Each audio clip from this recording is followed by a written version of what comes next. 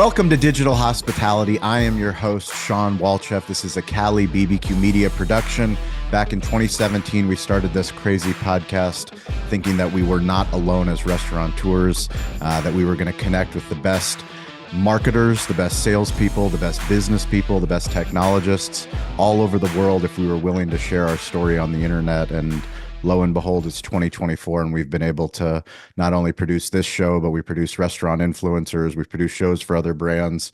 We turned our restaurant business into a media business, and we're building in public. So we want you guys to have a seat at the table with all the coolest conversations that we get to have because of where we sit. And we're grateful for you, the listener, whether you're listening, whether you're watching. Thank you for sharing the episode. Thanks for showing up in the LinkedIn calls. We could not do this alone, and it's certainly cool to go to Chicago National Restaurant Association show and meet so many of the people that tune into this show. Today, we are going to talk about something that is near and dear to our heart. For those of you that know Cali Barbecue, through the pandemic, we opened up friendly ghost kitchen locations here in San Diego. So right now we are currently in a maker kitchen, Cali Barbecue. We are in stadium locations at Snapdragon Stadium. We are about to open a QSR location at the San Diego Navy base. So we have a lot of experience in what works and what doesn't work. And what's really cool about today's episode is that I wish Nimbus was out here on the West Coast, because the things that they are doing on the East Coast in New York, and now I'm going to let our guest give away some breaking news. But number one, Camilla Opperman, CEO, founder of Nimbus Kitchens. Camilla, welcome to the show. Thank you so much for having me. And rest assured, we will be in California one day. We're not there yet, but you'll be my first call once we finalize our expansion plans there. Well, we appreciate you being here. Let's start with something that I found on your Instagram handle, and that's you're on a mission to bring dark kitchens into the light.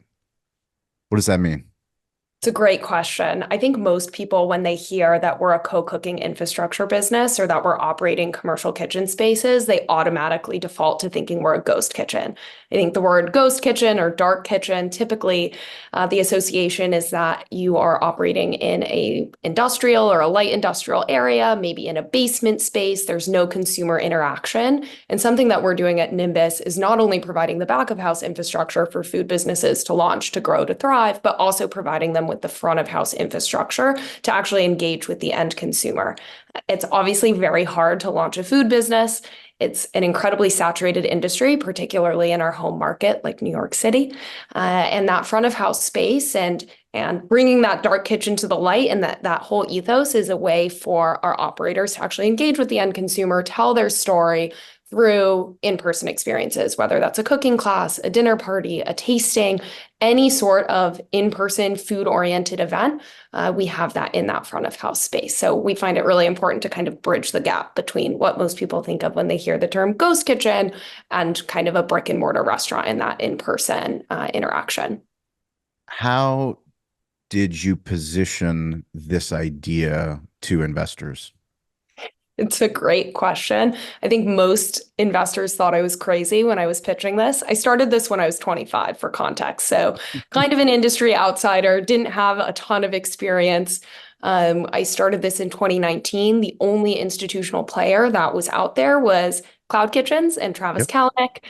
He was still, and kind of still is, in stealth mode at that point. So there wasn't a ton of publicly available information. But really, when I was going out and pitching for our first fundraising round, I was trying to tell the story from a personal angle. The reason I started Nimbus is I wanted to start a food business. I was living in Lower Manhattan. I couldn't find a kitchen to launch out of. Everything was astronomically expensive or incredibly dilapidated and incredibly fragmented. And so when I went out to pitch Nimbus, I said, look, there's a really big need in the market. Commercial kitchen spaces are a legal requirement in order to sell food to the end consumer. It's very hard to find these spaces. We're going to come in and disrupt this industry and provide that turnkey infrastructure for food businesses like me, all the way up to large scale QSRs and everything in between. That story hasn't really changed over the past 5 years since starting Nimbus. Obviously, we've had iterations and we've grown and we've kind of tightened up that story, but I always went back to that personal experience of what I was looking for and trying to convey to investors that there really isn't another solution out there that's affordable or flexible. And that's really where Nimbus comes in. How do you justify to investors the ROI on the hospitality side, the event space, this soft space that really makes you different and makes you unique from, the typical ghost kitchen space? It's such a good question. It's one that we get a lot, particularly from potential investors who are just coming into the Real space. estate people? Yeah, real estate people who don't necessarily understand kind of what we're doing. I think the numbers speak for themselves. We have about 75 members across our 4 facilities here in New York City. About 10 of them have come to us through that front of house event space. So we look at it as one, as a top of funnel. It helps bring customers into our space, whether that's through generating awareness or because they see that event space as kind of an extension of their traditional brick and mortar location. And they're really excited about what we're offering there. So I think one, from just a pure sales side, that's really a great justification for our potential investors. I also think the investors who did end up, putting their checks towards the business, and for context, we've actually only raised from angel investors. We're not venture backed. We don't have institutional capital. A lot of those angel investors really resonated with that kind of experience of food and that understanding that when you're sitting around a dinner table chatting with friends, that's so much better than ordering food from some nameless, faceless ghost kitchen that you've never heard of and eating alone on your couch or digging into takeout by yourself. And so for us, we kind of tried to tap into that emotional resonance there around what we have created with the front of house space. A lot of it was also inviting investors to our events programming. We hosted 265 events last year across 2 of our locations here in New York City. And it was just getting in front of investors and saying, hey, come to this holiday market, or let's do this pasta making class together. And I think that in-person interaction really allowed them to understand what we're doing, and then that importance of actually bridging the gap between what's going on in the back of house and the end consumer. So as I was preparing for this interview, I did a digital deep dive on Nimbus, and I have good news and then I have bad news, but the bad news is easy to fix. Great. Can't wait. So the good news is I study so many different websites. You have a phenomenal website, and more importantly, the thing that impresses me the most is the writing on the blog. A lot of people know that they need to have a blog for search engine optimization, but they don't know why they actually are writing for that blog. Your blog is specifically answering detailed questions that a potential tenant, a potential cook, a potential business owner might have. Therefore, you let the internet do all the work and we'll bring them to your blog, bring them to your solution. But more importantly, I want to talk about the thought process behind the facts and the actual detail writing that goes into what's on your website. Well, first off, thank you. We're actually in the process of revamping our website because nobody on the team likes it. And I think It's never finished. It's it's never never finished. It's a finished. living, breathing thing. So Yes. yeah, I spent this morning doing a deep dive on the website revamp. So it was very nice to hear that you Good. enjoyed it. I'll also take this opportunity to give Samia, who oversees our marketing, a shout out because she's the person who writes all of the blogs, and Is it she really doing the TikTok videos? she's doing the TikTok videos. She's doing Shout our out. Instagram. Yeah, she's Awesome. fantastic. She joined us back in September and has been really wonderful. Prior to her joining, we really didn't do much marketing at all. And, she's really taken it to the next level and has been really intentional about what we're putting out there on our digital platforms, whether it's the blog, TikTok, Instagram, what have you. To answer your question about kind of our thought process behind the blog specifically, I think those pieces that we've put out on our website are in direct response to the questions we get in our sales process. Of course, we'd love to engage with every potential customer. We call them members. But if we can streamline that process for them and we can put that content out, it only helps make our sales process easier. It helps potential customers find us faster. Of course, there's that SEO boost, which we're very intentional about including keywords in all of our content so we can drive more traffic to our website. Actually, 90% of our customers have come to us from inbound leads. And I think a big Right. part of that is because we've been able to be really creative around that blog content and making sure that we're putting keywords out there. I think you hit something that so many companies miss, whether they're in startup mode, whether they have 100 employees, whether they have 100 marketers. The sales side and the marketing side have to work together. Totally. And too many times marketers think about sexy things that don't really matter. The salespeople, the people that are boots on the ground, actually answering frequently asked questions, that content might not be sexy, but that content converts. Totally agree. And I also think because we hired a marketing professional so late in the game, Yep. 4 years into us starting the business, we really intimately understood what we needed, what the questions that we were getting actually were, so we could be really intentional about the marketing content we were putting out there. We actually, since Samia started, we've shortened our sales cycle from about 90 days down to 20 days. And I think a big part of Sweet. that is because, of course, the sales team's been working on sales operations and driving efficiencies there, but then also making sure that we're really qualifying leads before they come in through our marketing.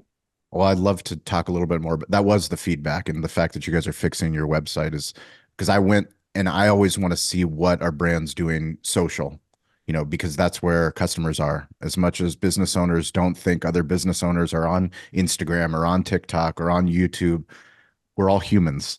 There's a Yep. reason these platforms are the biggest playgrounds that everyone is on. Plus, they have search engine optimization too. Plus, it's showing versus telling. Yep. I can go and see the kitchen, the things that you're talking about, the events, the people. I can see how organized they are. I can see how clean they are. I can see how much care and detail are in there because you guys are willing to put it on TikTok. You're willing to put that video on Instagram and you're investing in that infrastructure. Can you talk about the investment into video and where you guys are going to go with that? Absolutely. I mean, part of us hiring Samia was specifically so we could increase the investment in video there and make sure that that content is coming out regularly and in a really organic way, as opposed to just having like really high production value videos that, we're paying Corporate tens. videos, Yeah, corporate corporate videos. videos We that wanted nobody watches on a website. exactly. We wanted more of that behind the scenes content.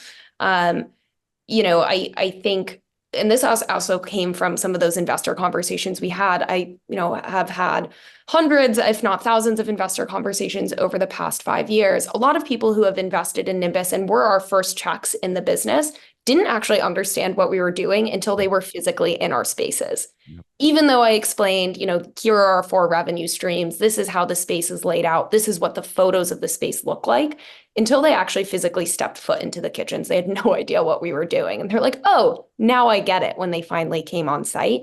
And so part of that behind the scenes, kind of more organic video content is trying to kind of shorten that learning curve or flatten that learning curve and make it easier for people to understand what we're doing and also why we're different from the other players out there. A big part of that, beyond just the B2B piece of like making sure that potential food businesses can come into our space and understand what we're doing, is also increasing the consumer transparency and the B2C piece or the B2B2C piece. We're not actually cooking the food, but making sure that if a customer is ordering from Nimbus, they know that their food is coming from a clean kitchen space. They know what that facility actually looks like, which at the end of the day just increases consumer confidence. I think people would be shocked if they saw what a lot of ghost kitchens or just traditional commercial kitchens look like. And so we're trying to make sure that that transparency is there and make consumers comfortable with ordering from a Nimbus location. The results are in. National Restaurant Association show. Kyle and Sarah and myself, we were at the Davos sales tax booth and we were polling restaurant owners on the floor. This was a very unscientific poll, but the results are resounding. Restaurant owners do not like sales tax. Nobody likes sales tax. Doesn't matter what business owner you are, small business, big business. Davo automates the sales tax process. We are so grateful that Davo is the sponsor of this show. They automate sales tax at our Cali barbecue restaurants. It is $50 a month. It integrates with all the major point of sale partners, including Toast. So if you want to sleep at night, if you want to not worry about sales tax, go to Davo, check them out, Davo Sales Tax. Let us know how they're helping automate your sales tax in your restaurant so that we can share your Davo story on digital hospitality. Hey everyone, Avi Gorin, CEO and co-founder of Marquee, and I want to talk about the customer journey for a second. You never know as a restaurant owner where your guests are truly coming from. End of the day, we do see some patterns around two types of search behaviors: direct versus discovery. Direct search, for an example, would be jumping into Google and saying Cali barbecue hours, right? I know where I want to go to eat, but I'm missing a key detail. I need a little bit more information. Discovery, which is the bulk of searches, is barbecue in San Diego, restaurants near me, takeout near me, right? One of the best ways to be found for more discovery searches is leveraging keywords. Reviews are basically free content for you to leverage. Think about keywords that are relevant to your brand, your location, and include as many of those in your review responses as possible, right? How can you go about doing this? Let's set up reports, utilize tools like Google Trends, find out what's going on in your area and how you can help leverage these keywords and review responses, because someone else is doing that, right? If you need some examples, you could do anything from including summer menu, gluten-free menu, leverage specific menu items like the dreaded and beloved spice pumpkin anything in your review responses, right? Let them know what's coming. Let your reviewers know something they should come back and try. And of course, if all of this just seems overwhelming and daunting because you're already running a restaurant and have enough on your plate, just leverage the team at Marquee to do this for you. We handle all of this. We're experts in this space. We can automate this so it's just another item that you know you are taking care of. Again, that's marquee.com, marquii.com. Know you. However, we did recently buy marquii.com. So if you do misspell it, we got you. You'll still find us. We can still help you. I mean, when I find a brand like you, I was fortunate, we had 2 ghost kitchens in Cloud Kitchen locations. We catered an all hands for Travis and the entire team at Cloud Kitchens. He interviewed me for an hour. So it's like, talk about like the highlight of owning a barbecue business in Spring Valley, starting a media company. And I have, Travis Kalanick is sitting here asking me about barbecue and asking me about, but I told him in front of his entire team that you can't be in stealth mode. Ghost kitchen is the problem. Like, ghost is the problem with kitchens. It has to be a friendly ghost and preferably not a ghost at all. And the way that you do that is through media and not being in stealth mode.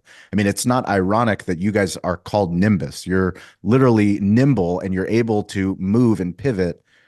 How do you remain courageous as you scale with your storytelling? That is such a good question.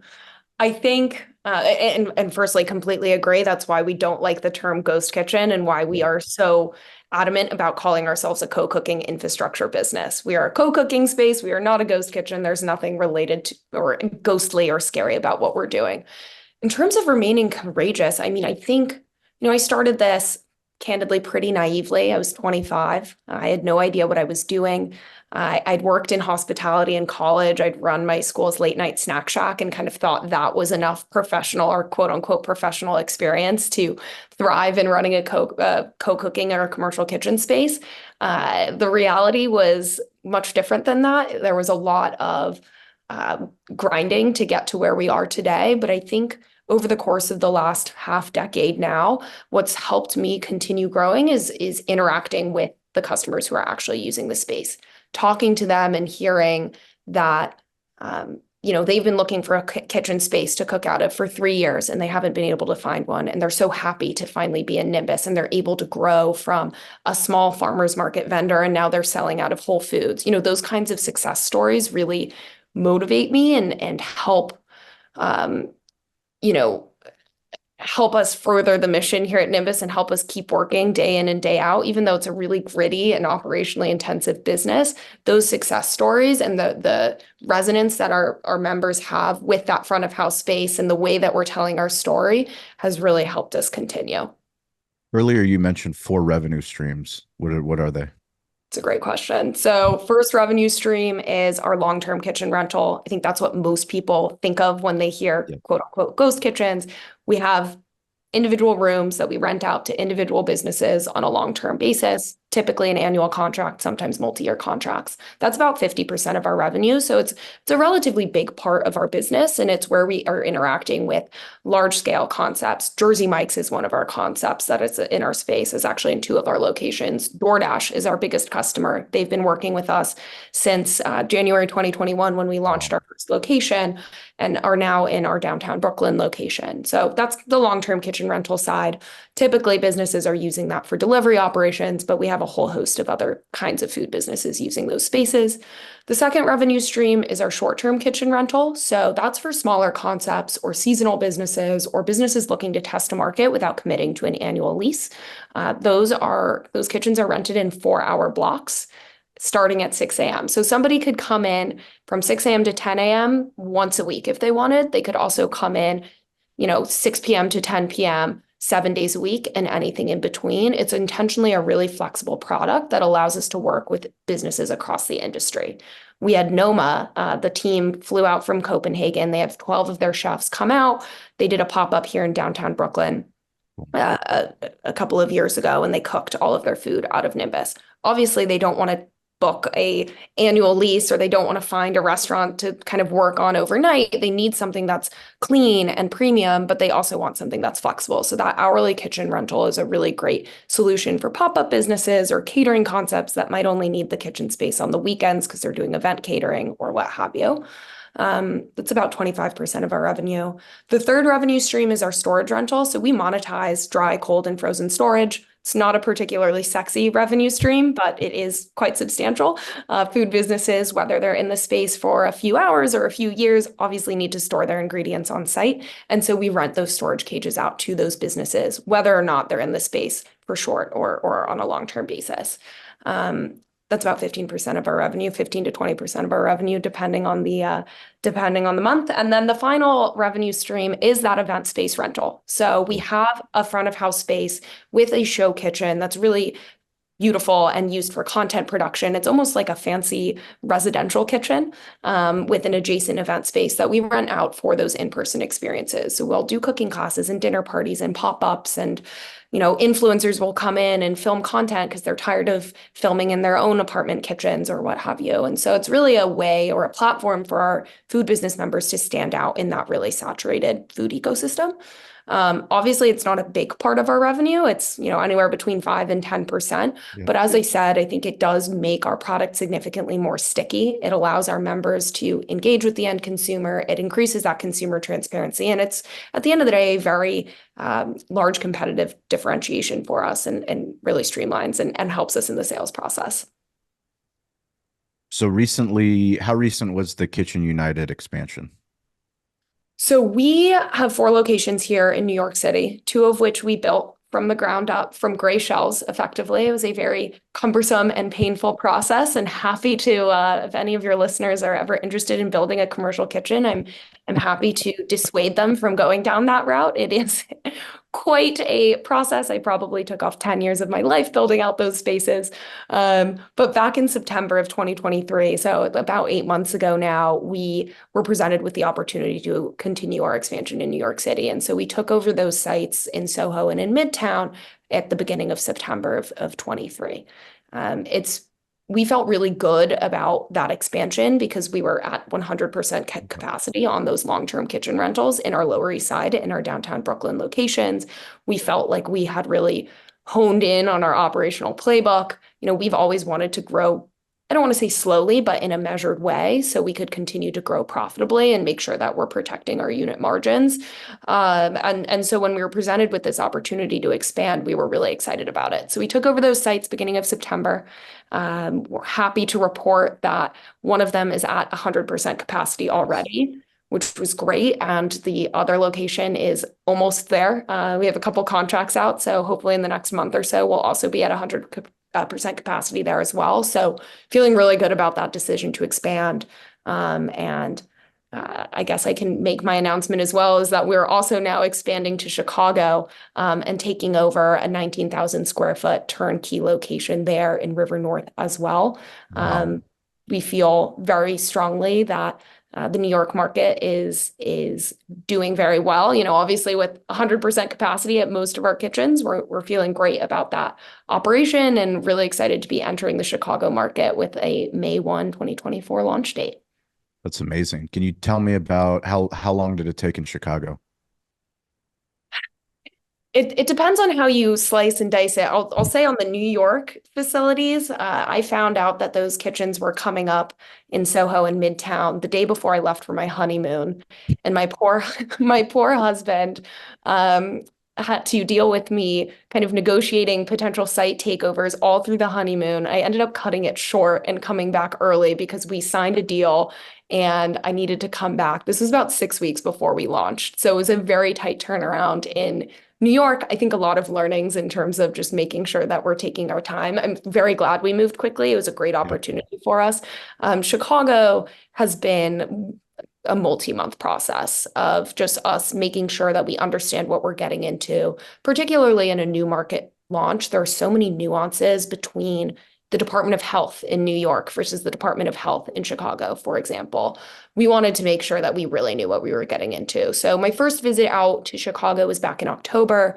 I've done quite a few visits with the team since then, and we took over the space possession on April 1. So, a many month process, 4 or 5 month process to actually take over the space. And then we have a full month to actually deep clean, get the space ready to go.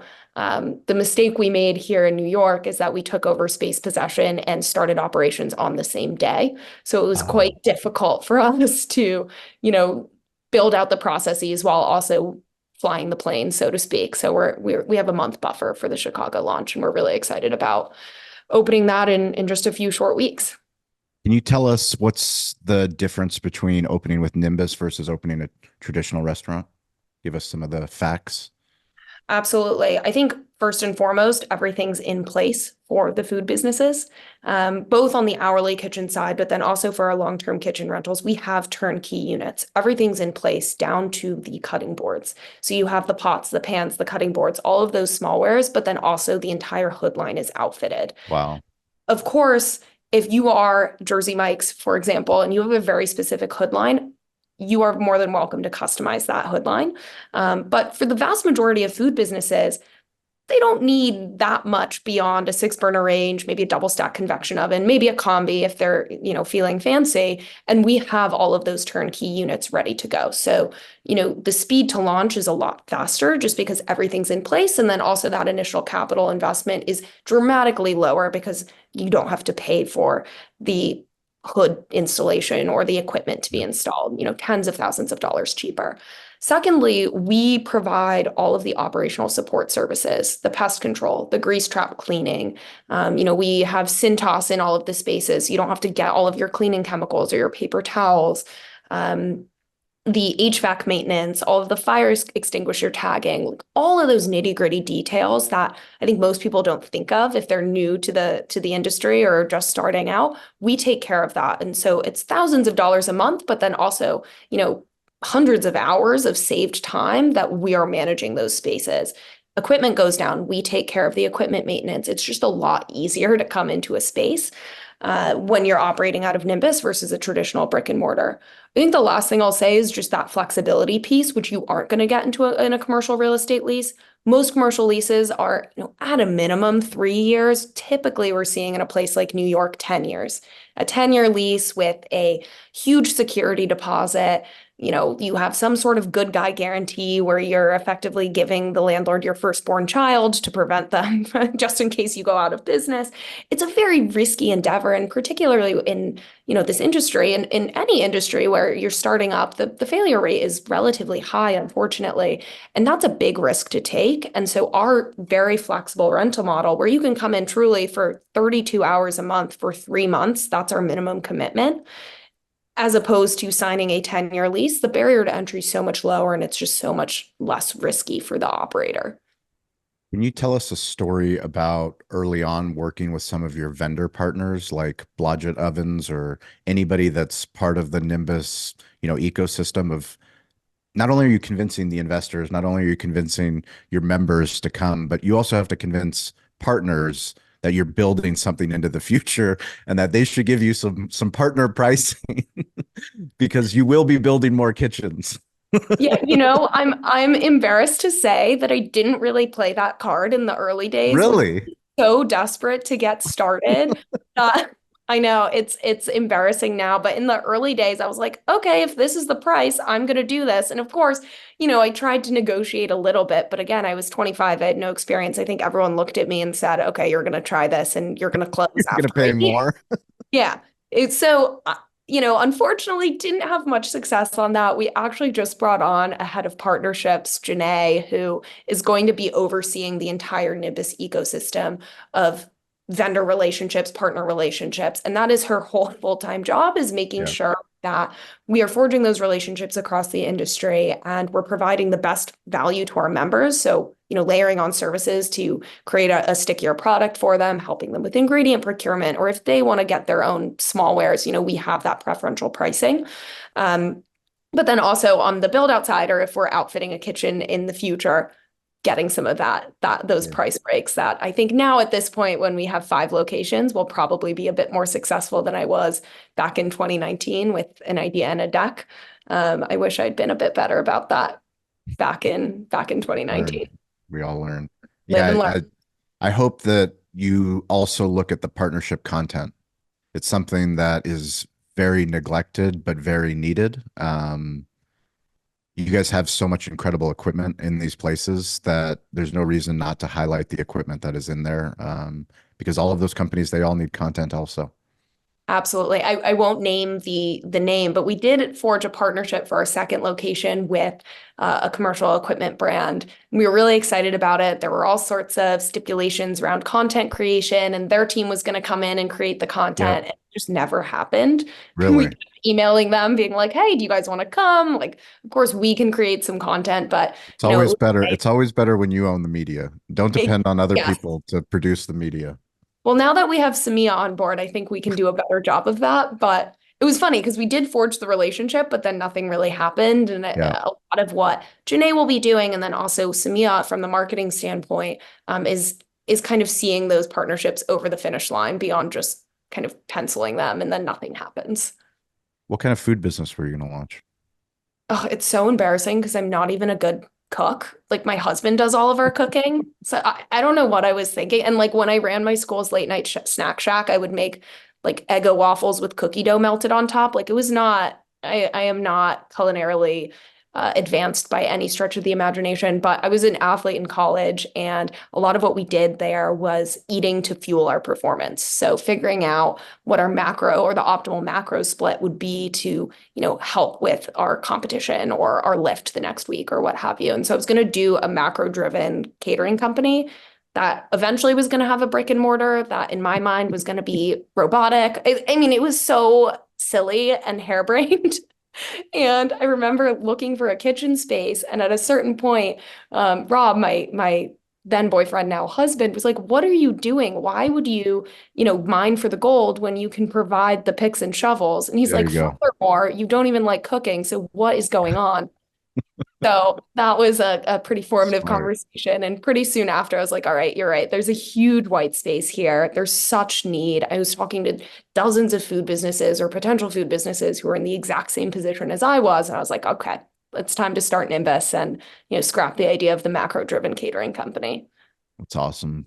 So every single episode, we try to learn a little bit more about smartphone storytelling. So if a restaurant business can be a media business, we believe that every single person, since it's 2024, we don't need to ask for permission to publish content, but I want to learn a little bit about your smartphone storytelling.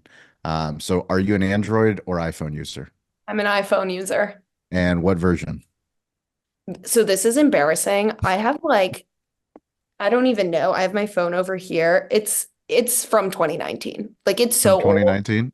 I went to the Apple store and they're like, your battery is 85% degraded. You need a new phone immediately. And it's so expensive. Luckily now that we have Samia, she takes all of the content on her phone.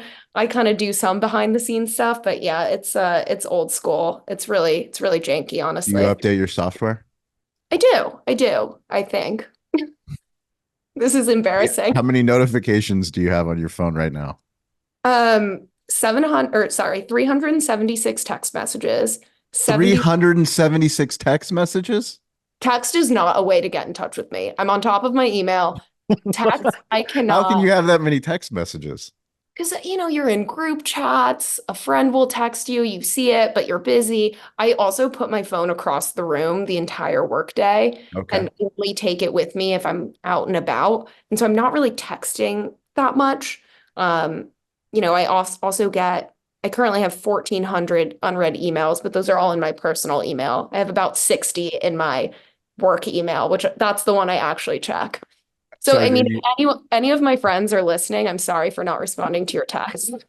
well, now you have the answer. So do you prefer email or Slack? Or you guys email only? Oh, internal Slack 100%. I love Okay. Slack.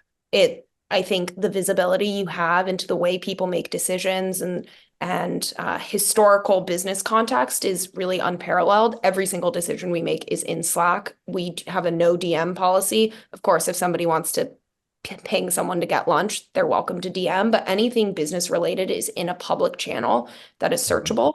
That's And cool. so the idea is when somebody joins, we do a classic onboarding for a couple of days and then we say, okay, go read Slack for the next 8 hours. Figure out if you have any questions. And chances are, if there are questions, you can find them in Slack and you have the history of why we came to that decision. So big Slack fan for internal communications. Some of our partners, actually, we have set up channels in Slack with different organizations. So we work with ResQ for facility management. They're in Slack with us. We Slack them all day. It's fantastic. External communications like investor notes or, coordinating this podcast. Of course, that's in an email, but beyond that, everything's in Slack. Zoom or Google Meet? Depends on the format. Internally, what do you guys use? Internally, Google Meet, member meetings, Google Meet, investor meetings, Zoom. Got it. What music do you listen to? Which app for music? This is also mortifying. I don't listen to music. Do you listen to podcasts? I listen to podcasts.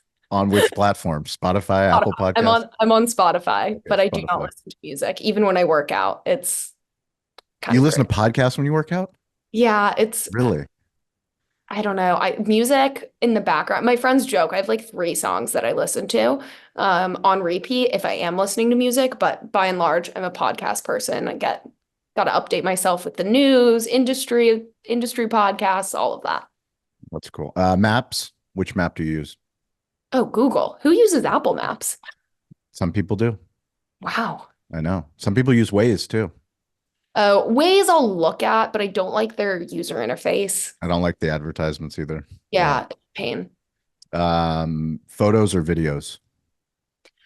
Ooh, I would say videos, but my phone is so bad that the screen turns black often when I try to take videos. So lately photos, but in general videos. Do you leave voicemails? I do if it's something important. I will, if I have called someone and they don't pick up, I'll always follow up with a text if I need to get them though. Do you use Siri? I do use Siri, but only to set timers. Only to set timers. Interesting. I appreciate you giving us a little insight into your smartphone storytelling usage. What a fun set of questions. No one ever gets asked those questions. I don't. It's for me. It's been really cool since we started doing that segment on actually all of our shows, just because we believe in smartphone storytelling. We use these things every single day, but we don't talk about, the nuances of our own personal tech stack. Absolutely. Well, I use voice notes a lot as well. You didn't ask Voice about notes. that, but I How do you use voice notes? When I'm walking around, I like to walk around in New York City as opposed to, taking a car or anything like that. I just hold my phone up and instead of responding to a text via text, I will respond in a voice note or voice memo. It's a lot more efficient. Nice. So I'm going to give a shout out to Kyle and Sarah, Mr. Restaurants. He's been making some ghost kitchen content. He hasn't made it to Nimbus, but he is in New York. He will be with me in Chicago. I don't know if we're going to be able to have time to stop by the Chicago location, but Kyle and Sarah keep putting out those awesome videos. Mr. Restaurants on TikTok. Who do you want to give a shout out? You've already shouted out 2 members of your team. Anybody else that is on the team that you'd like to give a little bit of credit to? I can't choose anybody else specifically because the entire team is amazing. Both the support office team. Who's your favorite member? Oh, our favorite. I can't choose a favorite member. That's crazy. I love all of our members equally. Yeah. They're all wonderful. Some have been with us longer than others, but they're all fantastic. I will say that DoorDash is our longest standing member and we've loved working with them. So, and I think that's kind of an uncontroversial person to pick. But we also have a number of, or entity, not a person. We also have a number of really small food business members that I adore. But yeah, shout out to the entire Nimbus team, both the support team and then also the facility teams that actually manage the on-the-ground kitchens. We obviously would not be here without them, and they're all equally amazing, and I cannot pick a favorite, unfortunately. What is your favorite digital playground for people to keep in touch with you? LinkedIn? LinkedIn, definitely LinkedIn. Camilla Opperman Morse on LinkedIn. Not text, obviously, and definitely Obviously not Instagram or any of Yes. the kind of social platforms beyond LinkedIn. Well, Nimbus Kitchen will put links in the show notes, but they're crushing it on TikTok and Instagram, and they are updating their website. So we'll put that also in the show notes. And if you're in Chicago, I'm guessing that's going to be sold out pretty soon. So be sure to visit and fill out a form. I signed up for your email, so I'm expecting some awesome content coming through the email as well. Amazing. Yes, be on the lookout for lots of content on Good. email and across our socials. Perfect. And if you guys want to get in touch with me, it's at Sean P. Walchef, ShawnPWalchef. We appreciate you. As always, stay curious, get involved, and don't be afraid to ask for help. We'll catch you guys next week.